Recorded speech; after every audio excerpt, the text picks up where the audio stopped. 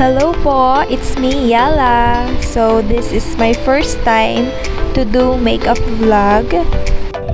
Actually, unexpected po ito dahil matutulog sana ako at naisipan kong bigla na mag-makeup.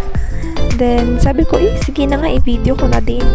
Kaya ito, i-video ako ngayon. So, ayan po. Actually, gustong-gusto ko talagang mag-makeup. Siguro kung hindi ako naging teacher, baka makeup artist ako ngayon. Kaso hindi ko siya na-enhance.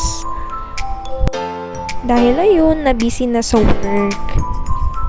By the way guys, I use liquid foundation from Privia. Collagen Premium Foundation. So, may collagen na siya, kaya maganda siya sa skin. Actually mga be, hindi ako nagme-makeup ng ganito. Pagpupunta akong work, sunscreen lang, tas lipstick, okay na yun. Maliban na lang pag may mga events sa school like coronation night, graduation day, or educators night, nagme-makeup naman ako. So, yan, after ko mag-apply ng foundation, nag-apply ako ng powder, then yan, sa kilay na. Actually, guys, hindi ko masyadong problema yung kilay ko kasi makapal siya. So, nilalagyan ko lang siya ng line sa baba, sa gilid, then binabrush ko lang siya.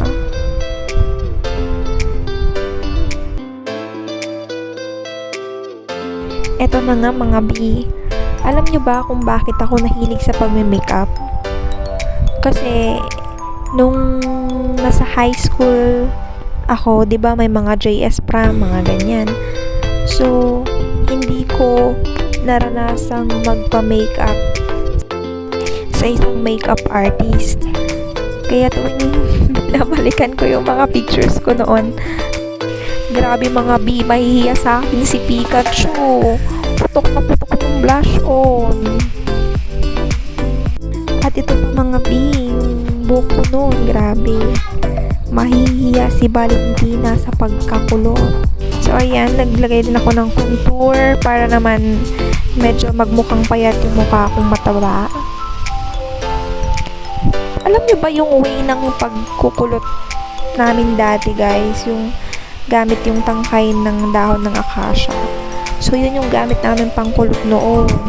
Kaya, grabe, parang si Valentina yung buhok sa pagkakulot.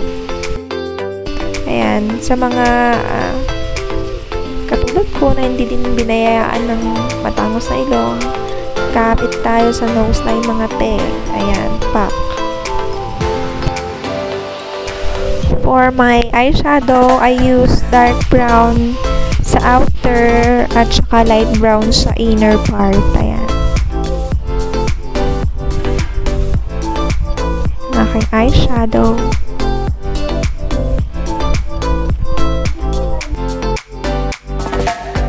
Uy, B, kung nanonood ka pa at this point, paki-like naman tong video at mag-subscribe ka na din sa aking channel.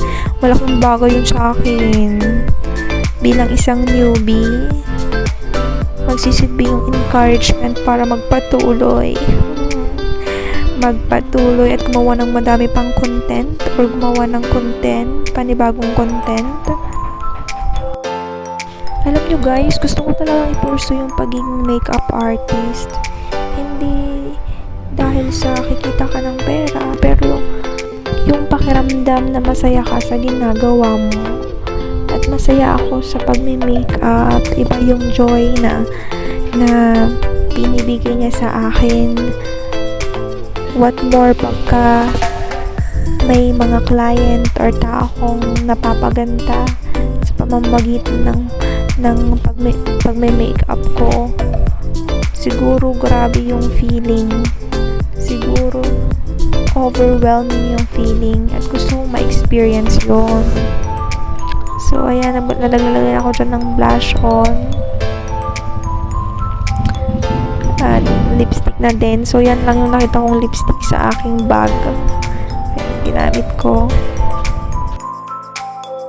Maglalagay na ako ng false eyelashes at saka ikukulot ko yung buhok ko. At ito na guys. 1, 2, 3. Bilang newbie, not bad. I hope nagustuhan nyo guys. So next time, ibang makeup naman. Kung may mga gusto kayong ipagawa na makeup style, just comment down below at aaralin ko. Aaralin ko talaga. Promise ko yan. So, yun lamang. It's me, Teacher Yella. Paalam!